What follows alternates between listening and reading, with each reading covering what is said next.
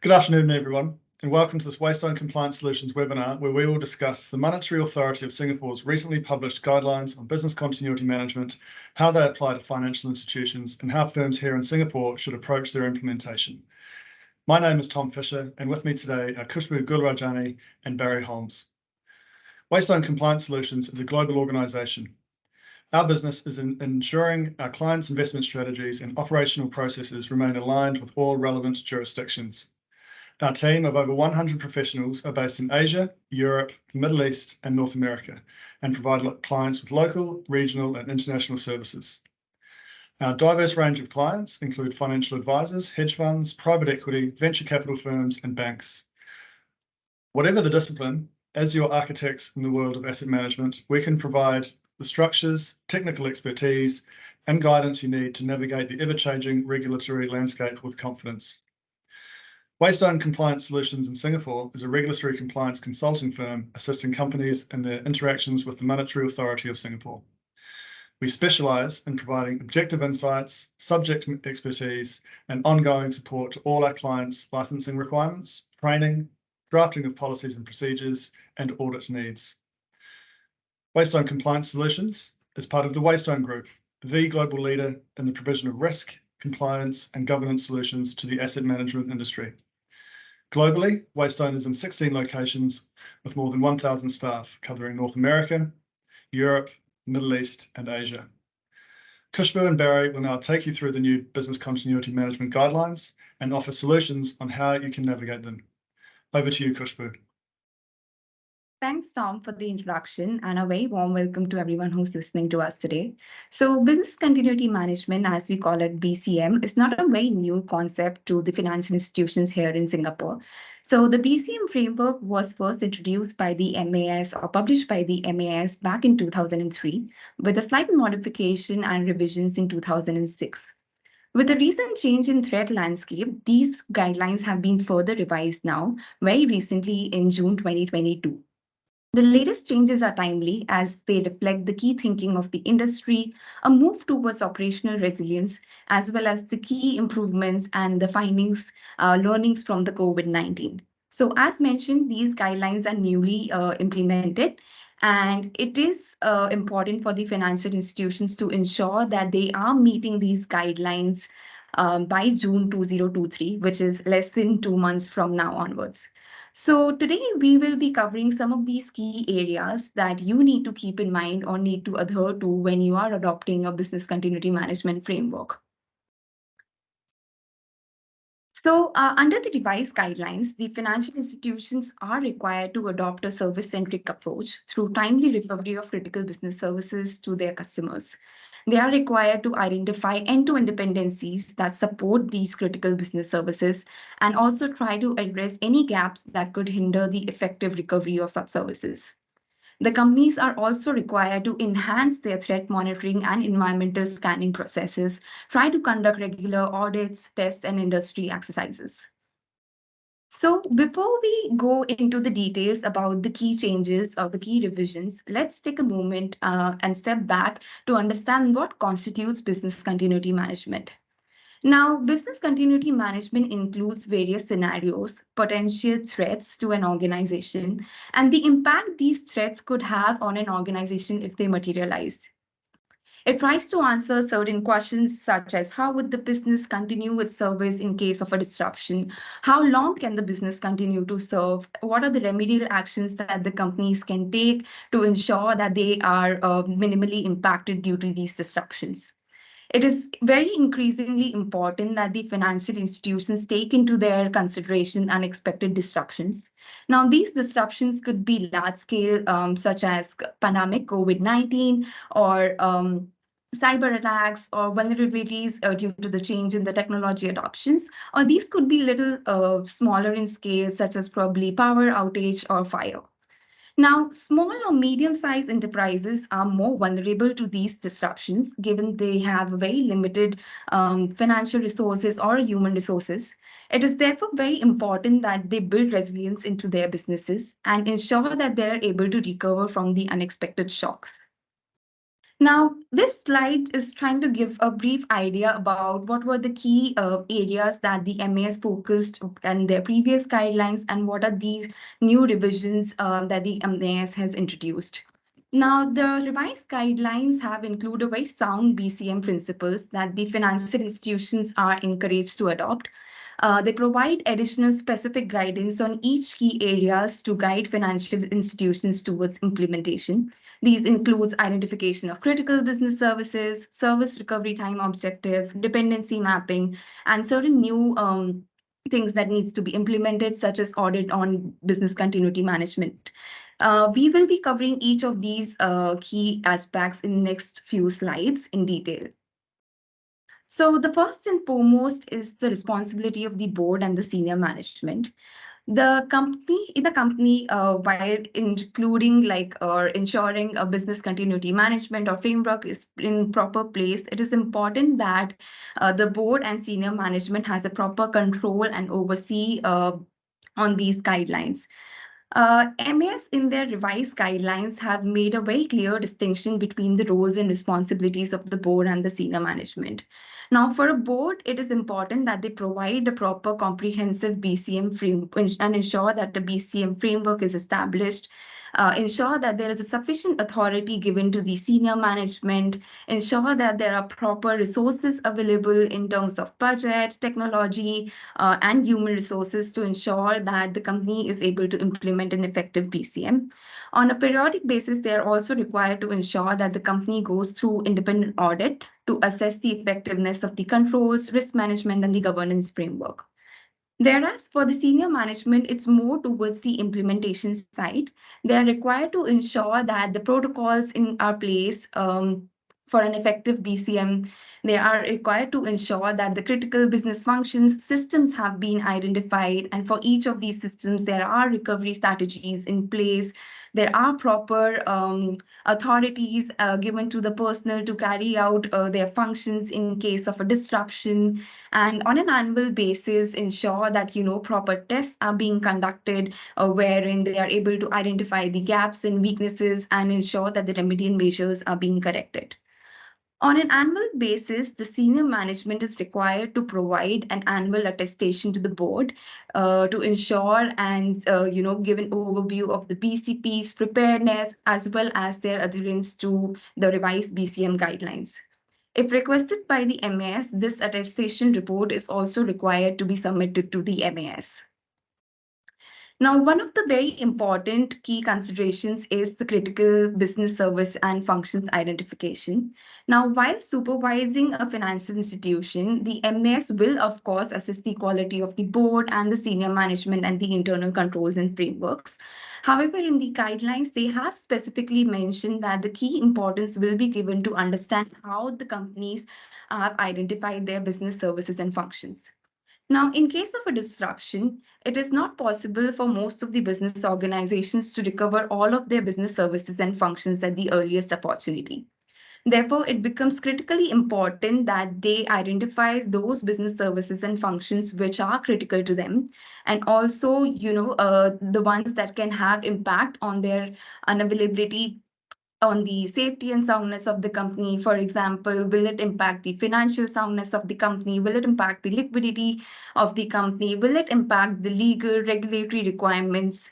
The impact these could have on the customers of the company and the impacts that these could have on other financial institutions who are using the company's business service.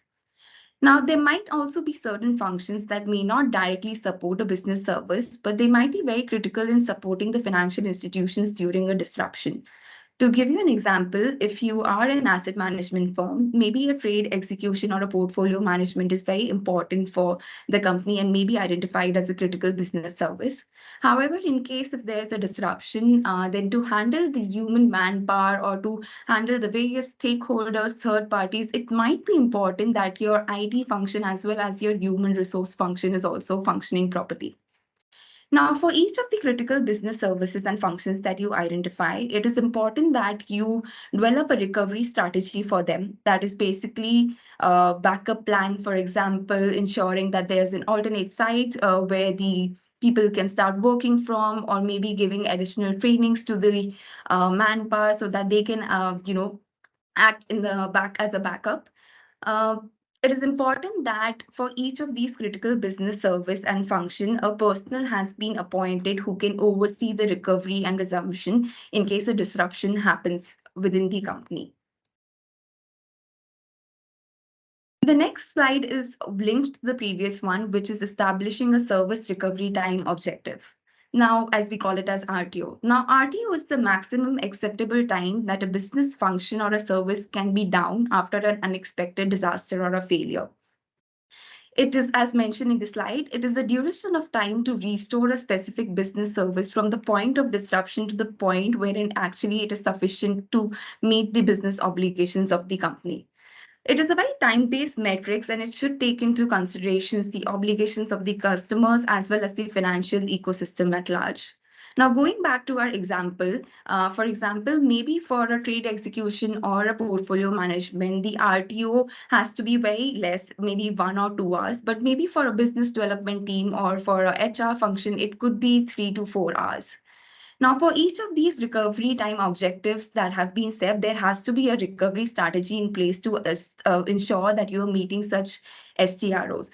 These could be how we discussed previously, an activation of alternate site or expansion of the service capacity.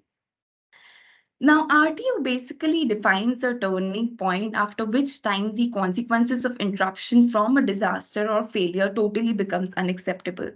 Therefore, it is very important that you clearly define the criteria for the BCP activation, even when a critical business service encounters a partial disruption.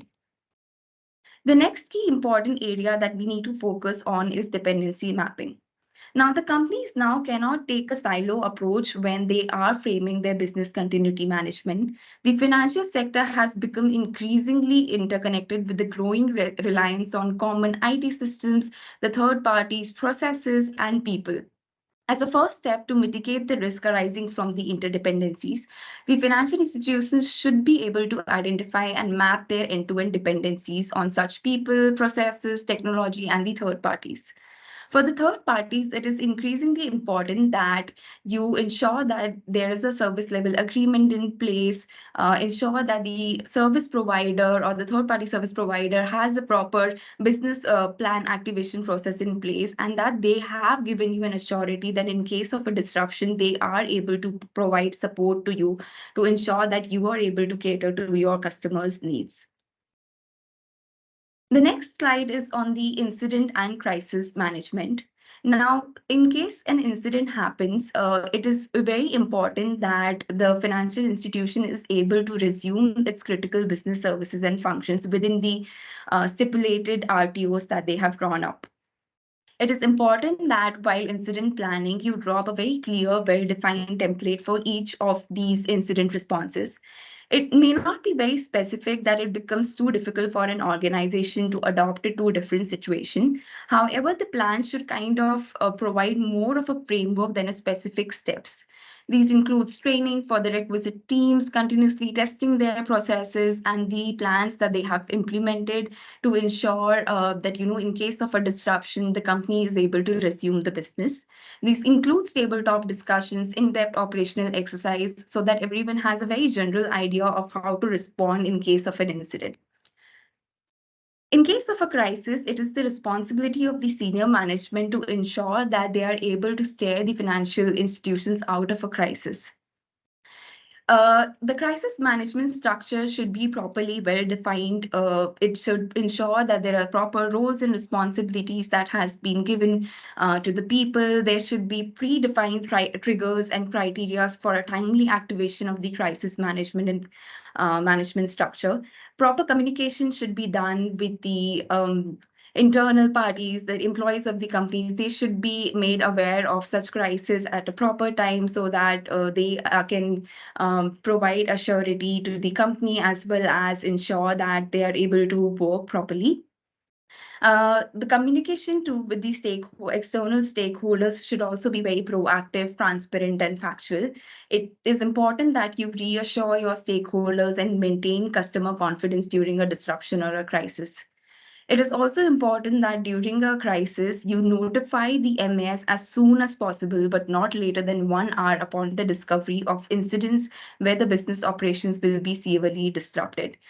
The reporting has to be as per the reporting template that has been specified by the MAS, wherein it is important that you mention the impact these disruptions are having to the customers, as well as the steps that you have taken to remediate the actions. Now, the next few slides are concentrating on other key areas such as concentration risk, the audit timelines, the testing requirements. This is something that will be taken up by my colleague, Berry. So, Berry, over to you. Thank you very much, Khushbu. So linking into what you've just covered and the key area of dependency mapping and critical services and functions, concentration risk is now at the forefront of the new guidelines from MAS. And it's really important for firms to understand, especially global firms that rely on global services, that relying on one party to do a service, and that could be internal or external, is a risk, and that needs to be considered. And the nature and the size and the complexity of the business needs to factor that in. So, for example, on screen at the moment, critical business function segregation. So, and the same zone, so country risk as well as same location risk. So some firms are departmentalizing areas. So even employees, cross-training is a very important element. I myself, working for smaller companies, wore many hats over the years: compliance officer, anti-money laundering officer, BCM manager, sanctions officer, whistleblowing officer. That's all concentration risk, one individual having too many hats on. It's not allowed to have too many hats and one party doing it, but the firm needs to understand what is their concentration risk. So linking back to what Khushbu already covered, the dependency mapping is critical. So doing a gap analysis of your business and end to end to understand what activities your firm does. Do you have an online portal? Who provides the service for that? Do you have one staff member doing many roles, like I already covered? So it's really important to understand your business. And what we're recommending is you have a clearly documented evidential assessment of your business. We'll be providing a checklist if anyone wants a reference point of the new guidelines, which we would recommend that is your starting point to look at where you are now and where you need to move by the 6th of June 2023.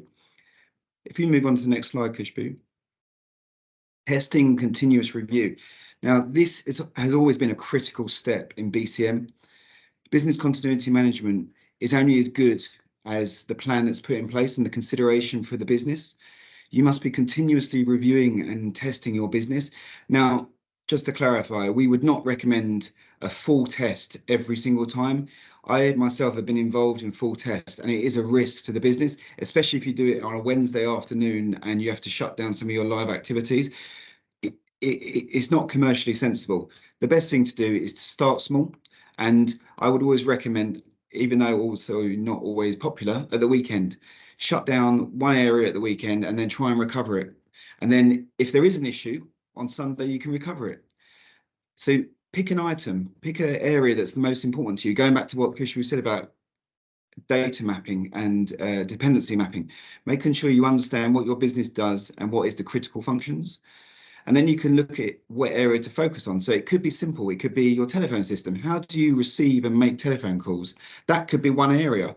If you're heavily reliant on the telephone system, then that obviously is a critical function to your business.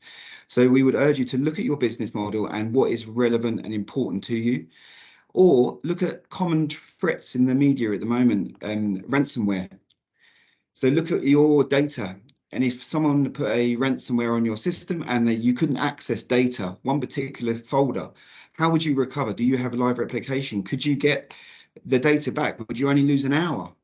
Paying ransom is never a recommendation by governments and regulators, because you do not know who the bad actor or actress is or where they are and the likelihood of getting the money back, getting the data back. So it's really important to understand your business, and testing is critical from my point of view as well, from personally being responsible for the BCM, is making sure employers are aware of what the BCM and what happens in the event of an incident. So Khushbu's already mentioned COVID. We've all been through a pandemic, and it wasn't obviously a fun exercise, and it did test financial institutions, obviously as governments, etc. as well. However, we're now in a semi-normal environment, and as such, the BCM framework needs to be enhanced to cater the current threats in the market and around the world. So what you need to do is look at your business, look at your model, document it. That's the key. And then number 4 there, stress test. Look at your business model and look at plausible scenarios and then test them. Just to clarify, the regulator is not expecting you to look at every single scenario or every single eventuality. They're asking firms to look at their business model, look at their critical services, look at their critical functions, and look at service recovery, like Khushbu touched on earlier. What is a reasonable timescale? For example, payroll. Payroll, obviously, for employers is extremely critical because that's how we pay for our bills, etc., and have fun.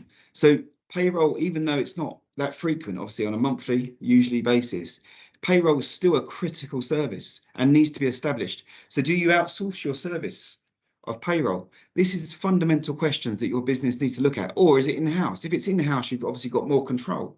If it is external, we're working with various clients at the moment in enhancing their business continuity framework, and payroll is one of the key areas where the solution could be as simple as we'll send a check or we'll do a bank transfer. But have you thought about the mechanisms for doing that? Can you do that? Does your bank allow it? These are all simple questions that need to be considered prior to an actual incident happening, because in the time of crisis or an incident, time is of the essence. And as Khushbu already highlighted, you need to report this to the regulator if an incident happens within an hour. Think about that, 60 minutes. That's not that long. And I've been through hundreds of incidents over the last 20 years. And if you haven't been through one, they're not fun. But a good, well-oiled plan, a good updated plan is critical. Back many years ago, I worked for a company and we had a briefcase, and that briefcase had a mobile phone in it, had the BCM plan, had some money, and that was it. Unfortunately, nobody kept it updated. And also the person that managed it left the company and nobody knew the briefcase code. It's a very simple and stupid failure of a BCP plan, because also the phone in it was so outdated, no one had a phone charger and it was dead. And they had a prepaid card in there as well for cash, and it had expired as well. So it's a very simple and bad example of BCM, how it was, when it was first implemented, it was amazing, it was robust, etc. But single party concentration risk, once again, an employee left the company. That's why succession planning is critical. And this links back to other areas that we're not touching today, but your firm should be fully aware of. Individual accountability, like Khushbu already talked about. Someone needs to be responsible for those recovery. The senior management, the board need to have that oversight. And individual accountability, looking at the 5 outcomes, you need to be aware of who is responsible, and also employee awareness. And this links also to cyber security, a very important area. I touched upon earlier, if you've got an online portal, this is critical. If you take payments online and that element shuts down, can you still trade? Or would you have to say, sorry, customers, we can't take payments today? Or could you do another mechanism, bank transfer, check, etc.? Same with payroll. And also, you need to look at your entire business model. So people normally focus on IT only, when it should be resources, i.e. people and systems controls and what activities your business are doing. So really focus on your business model. And this is why that checklist that I mentioned earlier, that we can send to you if you want a copy of it, when you just go through your existing framework against the new guideline and say, actually, we need to enhance this area. We're working with clients at the moment and their existing framework is sufficient for the existing world of BCM, and it may be 5-10 pages. We're enhancing their policies and procedures, and some are going over 70, 90, 100 pages. Now, the number of pages is irrelevant. The content needs to be there, and it needs to be a living document. It needs to be a real life document. That's what the regulator has echoed. They've reinforced that, and that's why testing is critical and a continuous review. So as Khushbu already touched on, the senior management should have triggers in place. So do you have quarterly compliance meetings? In that meeting, you should be talking about any changes to the business model. Have you taken on new regulatory activity? Straight away, then your BCM needs to be reassessed. Do you outsource your compliance services? If so, what would happen if they went out of business or they were temporarily had an incident themselves and had to activate their BCM. Sanction screening. If you can't comply with your legal compliance obligations, you cannot trade legally.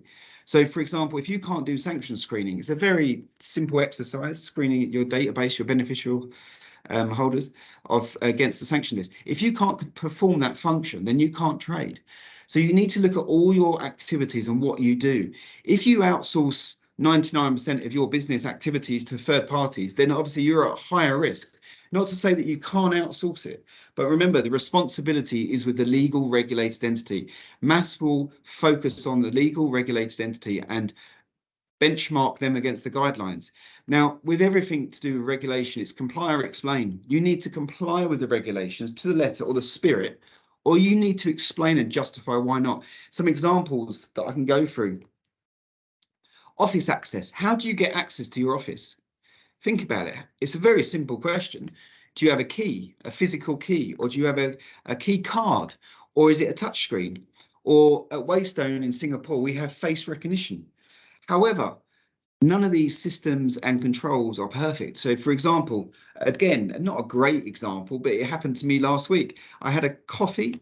I was very hot because I was rushing for a meeting. The facial recognition, because of the pandemic, also has a temperature gauge. It wouldn't let me in for 10 minutes. Then I remembered I've got a key card just in case. So that's operational resilience. Obviously, if I would have waited another half an hour, somebody else would have come past and they would have let me in. But this is the sort of thing you need to work out what you do internally and externally as a business and from start to finish. Now, opening the door to the office is a simple thing, but how do you get into the office? Water damage. A few years ago, I worked at a company and above our office was a hotel and they had a water leak on a Sunday. And on Monday, we got in the office and the water damage went on our server. Lucky enough, we had a business plan in place and the IT team were brilliant. They started to rebuild the server and it should have taken maybe 4 to 5 hours because they'd practiced. However, the plan hadn't been updated for a few months and the server change that was recently updated wasn't built in. So I'll simplify it a little bit because it was a bit too technical, but they had steps 1 to 6, but 5 was missing, for example. So they could build partially the server, but they couldn't build the rest of it. And that's the sort of thing where we're talking about continuous review. If something changes, the plan needs to be revisited, especially after a test. When you test your plan, if something comes out of it, you need to enhance your plan. Or if the regulator does a communication about cyber awareness, and is there a new threat in the market? Mobile devices, there are more threats out there regarding hacking of mobile devices. Do you allow your staff to bring devices to work? Big question. You know, we want to make sure staff are empowered and they can continue working, obviously taking personal considerations into consideration. But do they have their personal phones at work? Have they got encryption on their phones? Do they have multi authenticity on their phones? So a code that changes every 30 seconds to log into work laptops. These are all elements that need to be considered. But hopefully the example of opening the door to the office is a simple one. But it gets you to think about every step of the process. Next slide, please. One of the new requirements, and this is a big one, this is a BCM specific audit. So just think about that. This is just on BCM, business continuity management. So firms have internal audits on a regular basis. They have external audits. And Waystone does internal audits, and we cover BCM in that as one of maybe 60, 70 different subjects. However, by the 6th of June this year, all firms must have a BCM plan. And that plan, we've got an example on the slide. It's a very simple one. It doesn't need to be complicated, by the way. It just needs to cater for what your firm will do by the 6th of June 2024.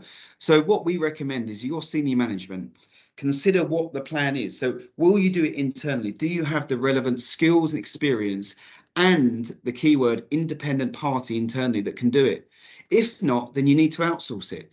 If you're going to outsource it, that comes with same risks, obviously. You need to ensure that the person that's doing it or the party that's doing it has got the relevant skills, qualifications and experience to do it. Now, we would recommend that you ensure they do a feasibility study as a phase 1.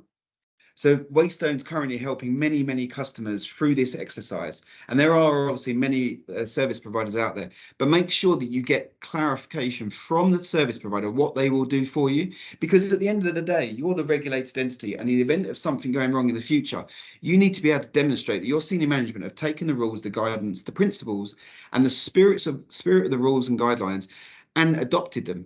So make sure you get an output. So what we would recommend is feasibility study. Basically, that is knowing your business. So the service provider should ask you lots of questions and get lots of documents. So basically look at your existing framework, analyze that existing framework, and to provide you a output. So a phase one.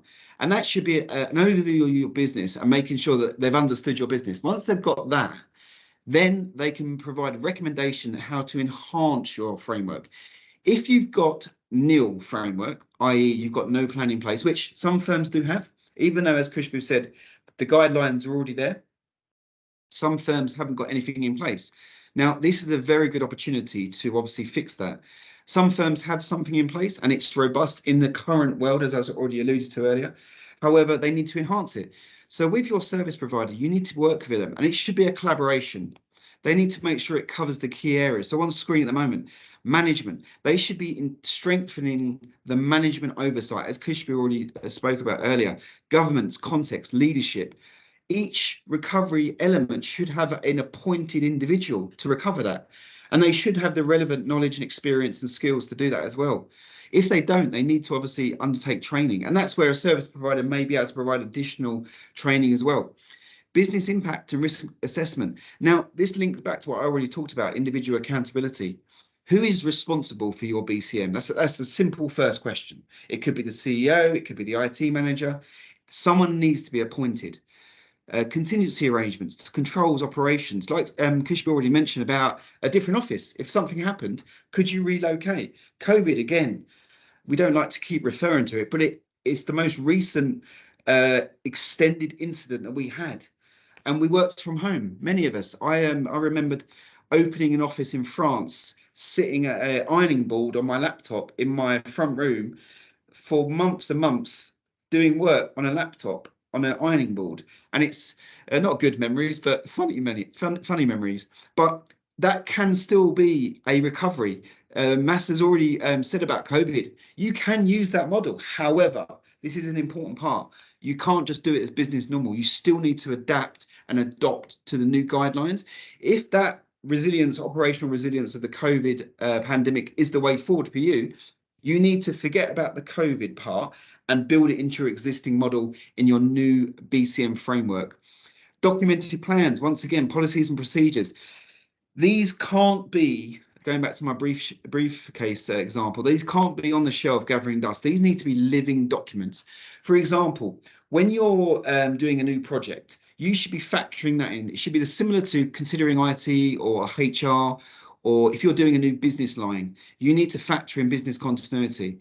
For example, are you building an online portal? That would be a new activity. You need to factor that in. Are you moving into a new territory? Once again, you need to build that into your consideration.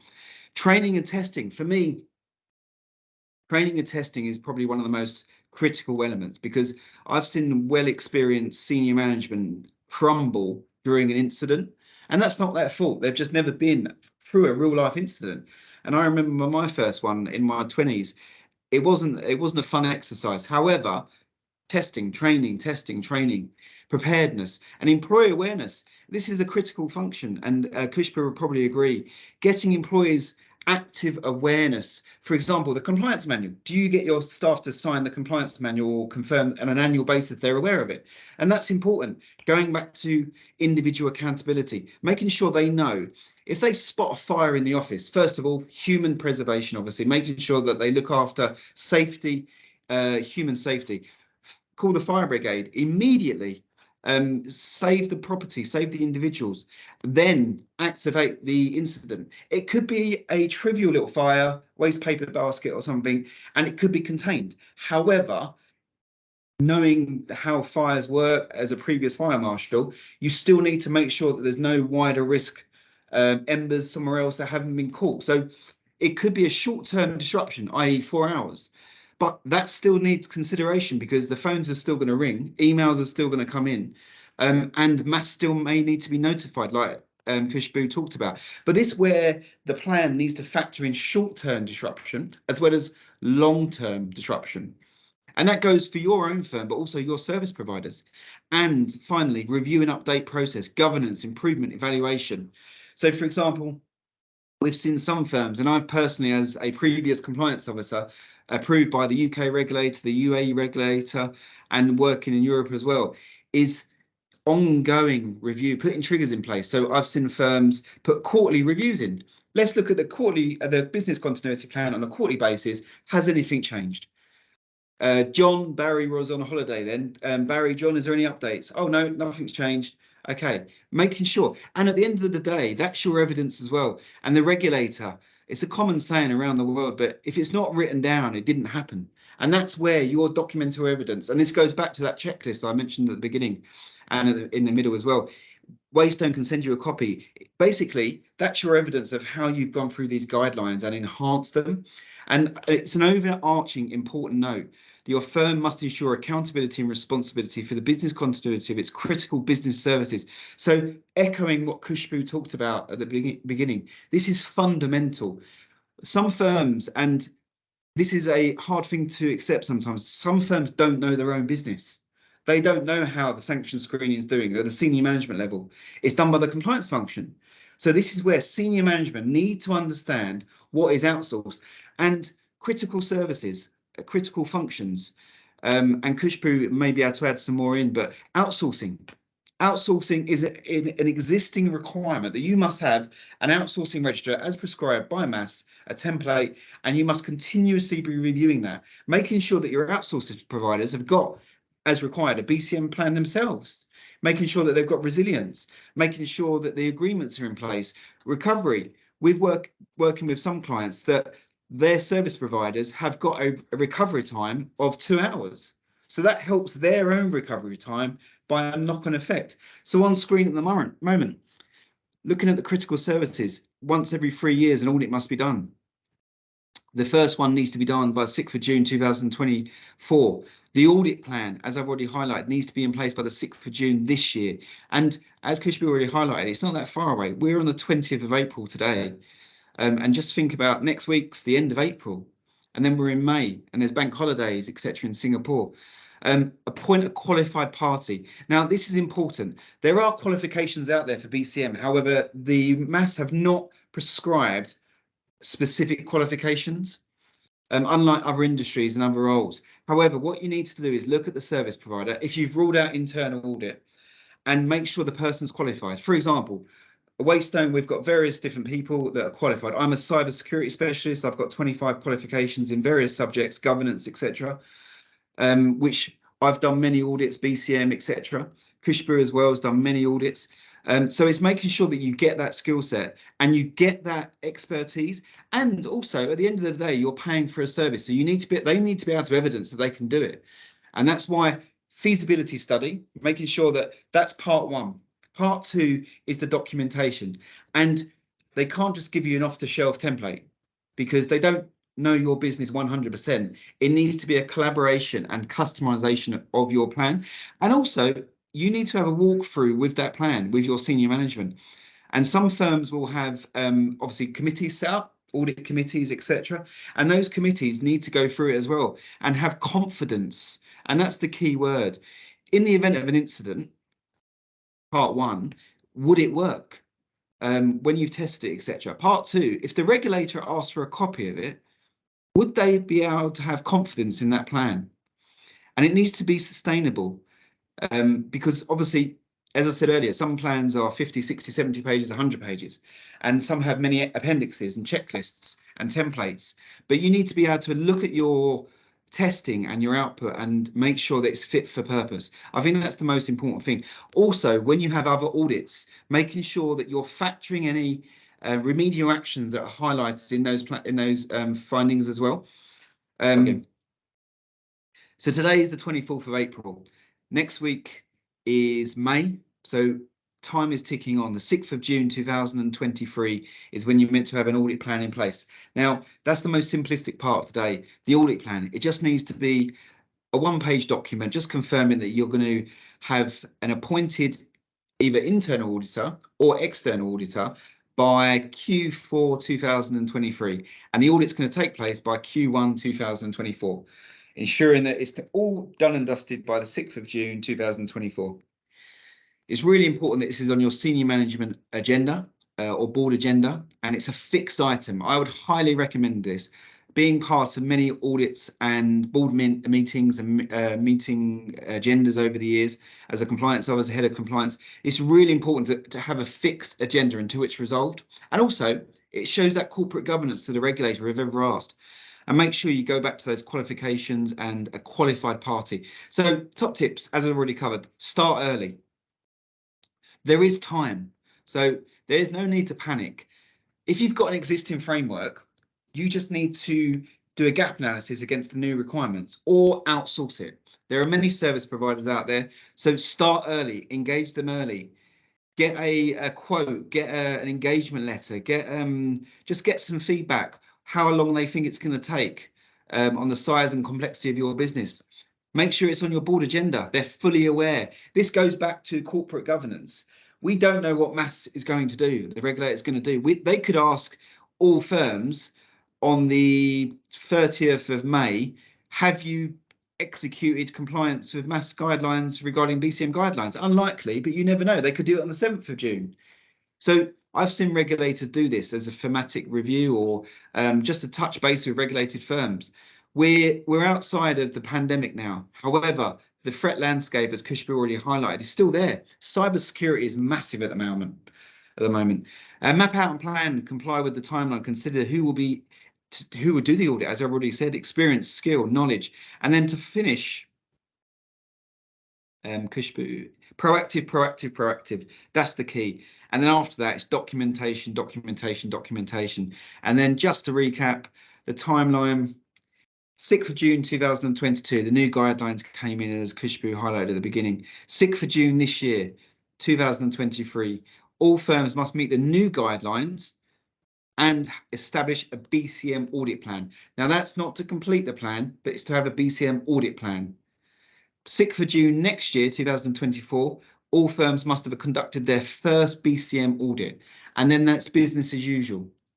So we would highly recommend that you treat this as an urgent activity, project, gap analysis, whatever you want to call it, but it should be on the top of your senior management board agenda and should be a priority for the next couple of months. Thank you very much. Thank you, Kushbu and Barry, for your thoughts on these Monetary Authority of Singapore guidelines and their implementation. I trust that you've all found this webinar informative and it has given you a better idea of your business continuity management obligations. Here at Waystone Compliance Solutions, we can undertake a gap analysis on your current business continuity management plan and make suggestions to bring it in line with the guidelines. We can also draft a business continuity management policy for you, as well as designing an audit plan in preparation for the required business continuity management audit by June 2024. Please do reach out to us if you think that we can assist. We will be happy to provide guidance and advice. Thank you and have a lovely afternoon.